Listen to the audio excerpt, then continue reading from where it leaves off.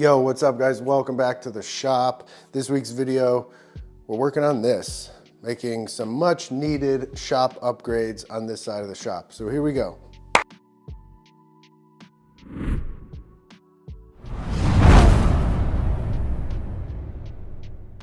It is bright and early Halloween morning, and I'm heading to Home Depot, having my brother-in-law meet me over there, to help me load some stuff up because it's on his way from his house to the shop. So just having him meet me there. Alex is back at the shop clearing out the spray room so we can finally make some improvements in there.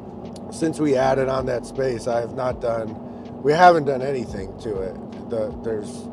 Haven't built any benches. We have a bench in there that's on wheels, but we haven't done anything. So we're in desperate need to. We finally have a day where we can take some time to do this. So that's what we're gonna do. It's pretty cold this morning. It's like 20 something degrees, but it's beautiful out, and the mountains are looking really good, covered in snow. So yeah, we'll get some stuff at Home Depot and then head back to the shop. This is my view driving back from Bend back into Sisters, and man, it just never gets old, especially when the mountains are covered in snow. It's just amazing. So back at the shop, we picked up some of these heavy-duty steel shelves from Home Depot to give us a place to put some things, because there's nowhere to put anything in here, and all our carts get taken over, and then we have no carts to use in the shop. So here we go. Alex had already started clearing stuff out, and then we just continued when we got back. And like I said, when we gained this extra space in the shop, we really just didn't do anything. We just started working, and stuff just gets piled up against the walls and put on the floor and whatever. And so this has been long overdue to start making better use of this extra space. The guys put these shelving units together. They went together really easy, and they hold a lot of weight.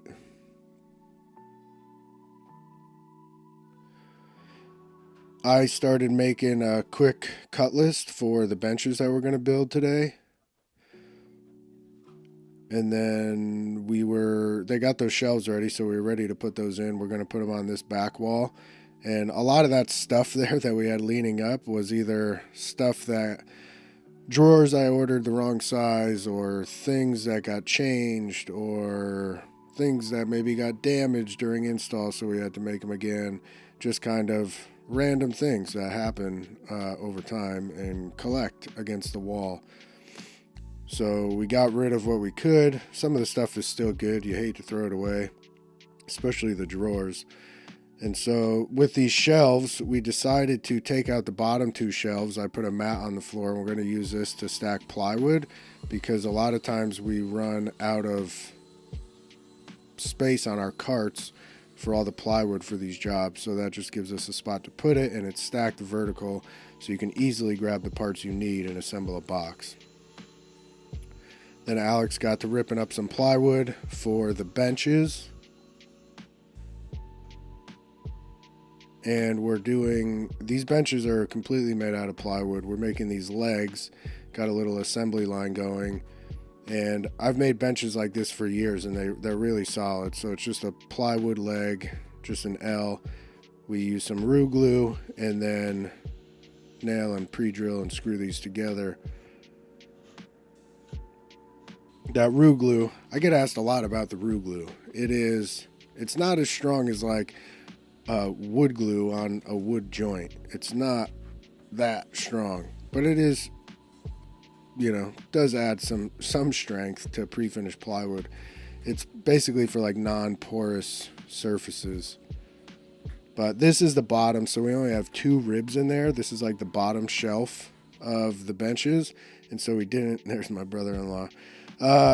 We didn't need this to have a bunch of ribs in there, or be like a torsion box or anything, just because, like I said, this is just the bottom shelf. But we grabbed some plywood, and then we glue down the top of the shelf. And then our upper section, we add some more ribs. I'm not making this like a torsion box. These benches are just for sanding, so this will be plenty strong for what we need it. And then we could start assembling the bench. So we have it upside down, and basically the legs just get screwed on.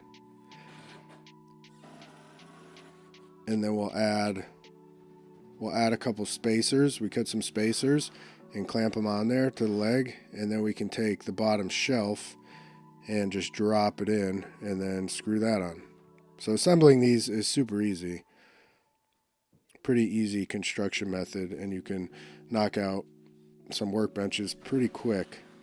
You'll see my bench there. I have a video on that bench. That is a torsion box, and that thing is really good and flat. But we use the same method for that bench as well. And then we added some extra support legs in the middle just so these things don't sag. So we shove the spacer in there and then screw these center supports in.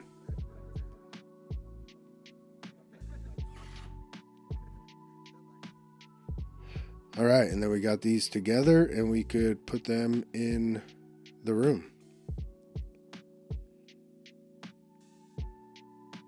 So we have, the benches ended up being 8 feet long. So we have 16 feet of workspace on these, which is awesome. And they're deep as well. They're about 35 inches deep.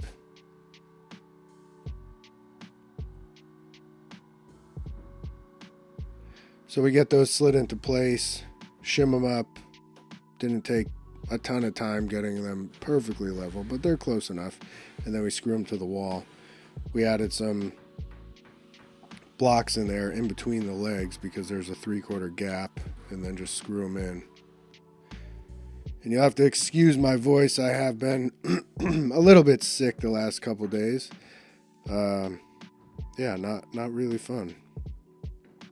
And then we ran an extension cord. There's a random outlet 7 feet up high on the wall. Why? I don't know. But it worked out good. We ran an extension cord down, and that's what we'll plug our sanders and the lights into. All right, so the bench tops are in. We get those secured with some screws. I drilled a hole, and that's where the cords for the lights will drop down. And then I picked up these cheap shop lights from Home Depot. They're LEDs. And just trying to figure out placement on these.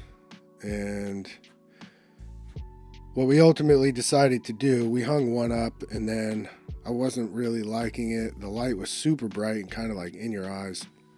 So I had some 8/4 chunks of that knotty alder left over from the mudroom build. So we cut a bunch of blocks on 45s, screwed those into the studs, and then the lights will get attached to that. So they're facing on a 45-degree angle down onto the workbench, and they light it up really, really good. And this seemed to work well. We'll see as we start to use this thing, but grabbed some zip ties and just zip tied the extra wire so it's not just hanging down. And then you can see they all drop down into that center hole that I drilled and plug into the extension cord down below.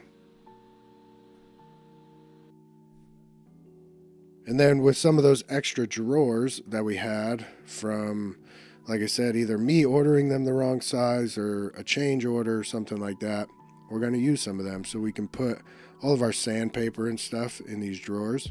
So basically Alex just cut some dividers, and we're pocket screwing them to the underside of the bench top and then down into that bottom shelf.